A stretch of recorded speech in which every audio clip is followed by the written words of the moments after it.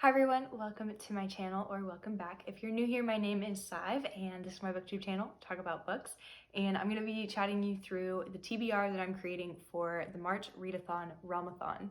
Realm-a-thon is a competitive teams-based readathon that is hosted by Covers with Cassidy over on her channel, and I am joining the team Shadows. I'm not going to go in depth about the details of this readathon. I really just want to focus on the books that I'll be reading in March, but I did join Realm-a-thon last year and had an absolute blast, and I'm really excited for the premise of this academy that the entire readathon is centered around. So if you like readathons, especially like competitive team-based, point-based readathons, I would encourage you to check out her announcement video, which I will link in the description. Let's get into the books. I am really focusing on my physical TBR at the moment, and there are a number of fantasy reads that I'm going to focus on. This is an ambitious TBR for me because I really am going to be focused on these fantasy reads. However, I, in general, really do a good job of keeping variety of genres in my reading life. So the fact that I really only have these 5 books and they're all fantasy that I want to read in March does intimidate me a little bit. However, the pro is I really did want to focus this year on reading and completing the series that I'm in the middle of, and that pertains to 3 out of the 5 of these books. So let's chat through them. To start, I'm actually going to talk about the 2 books that are the first books in series. New series that I'm bringing into my life and that I'm starting this year and this month. The first one being Stalking Jack the Ripper by Carrie Maniscalco. This is a YA historical fantasy, and this is upon recommendation of a friend of mine. I've talked about my love for Carrie Maniscalco before. I really enjoyed the Kingdom of the Wicked series as well as the Throne of the Fallen, and I am highly anticipating Throne of Secrets that is coming out later this year. So I decided to check out her backlist series, even though it is YA. I am going to take a moment to discuss 2 elements of the readathon really quickly. Each team gets its own bonus points. Being a part of the Realm of Shadows, I get to get bonus points for 2 things. One is any book that has a black cover that has to be 50% or more, and also any book that has buildings on the cover. So that would be this book. You can see the buildings right here. I don't know if I'll also try and get points for the black. I feel like there's a lot of other colors it's not 50% or more for the black, but there are definitely buildings right here, so I will be getting some bonus points for my team for reading this book. The second book that I am starting a new series of is a highly anticipated series, Shade City by Fonda Lee. This is the first book in the Greenbone saga. This is a fantasy trilogy that is very widely loved. The magic system has always called and appealed to me, and I love a very specific type of character, and I have heard that there is a male character that really just falls into the formula that I really like to read about. This is about war, and this is about clans also trying to own and regulate jade, which is the source of the magic in this fantasy world. I am highly anticipating this book and really looking forward to reading it. It's definitely a big one, but I'm going to be getting into it. I am going to count this as a black book because I do feel like this is 50% or more black. I'll be getting some bonus points for my team for this. Like I said, the next 3 books are going to be continuing parts of series that I am already started.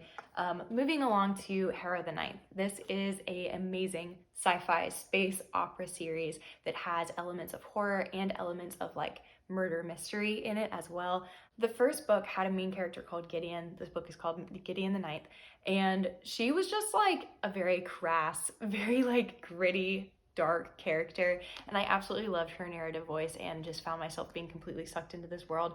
I know very little about the plot of what is actually about to go down here, but I can tell you I will tandem listen and physically read this book for a more immersive experience, and also some of the pronunciations of the houses and the characters really threw me from the first book. I do remember that, and I remember being like, okay, I would love to be able to hear how they're pronounced while also reading. I'm excited to continue on in this series, and even though this is another chunker, I have this on my March TBR. Moving along to Foxglove, this is the second book in the Belladonna series by Miss Adeline Grace. This is YA, this is a gothic tale. It's definitely fantasy, and it definitely has some romance in it as well.